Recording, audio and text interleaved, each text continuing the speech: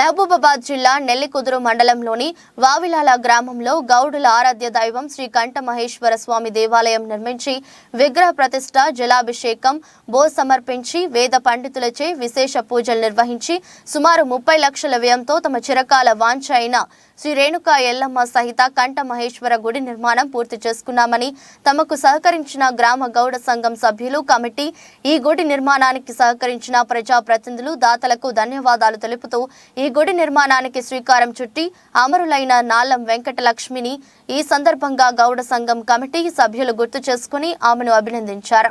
కార్యక్రమంలో వేద పండితులు, గ్రామ గౌడ కులస్తులు పాల్గొన్నారు. శ్రీ శివకంఠ బలపుత్రుడు శ్రీ శ్రమాంబ సమేత శ్రీ కంఠమహేశ్వర స్వామి మరియు వనం ఎల్లమ్మాదేవి, వనం మైసమ్మాదేవి ఆలయ నిర్మాణము చేయడం జరిగింది.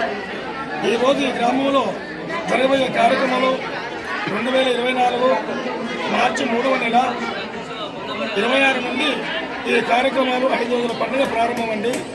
మొదటి రోజున వారి కులదైవమైన శ్రీ కంఠమహేశ్వర స్వామి ఆలయం వద్ద మామిడి తోరణ అలంకరణ మరియు గౌడవారికి మాలాధారణ మరియు గ్రామ దిగ్బంధన మరియు విగ్రహాల గ్రామోత్సవం ఊరేగింపుగా చేసుకోవడం జరిగిందండి. మరి మంగళవారం రాత్రి గౌడ పురాణం ఆ దేవదేవుని పుత్రుడైన కంఠమహేశ్వర స్వామి చరిత్ర గౌడ పురాణము గౌడ పూజారులైన గౌడగట్టి అంజయ్య గారి, శ్రీనివాస్ గారి బృందము చేత గౌడ పురాణం చెప్పడం జరిగిందండి.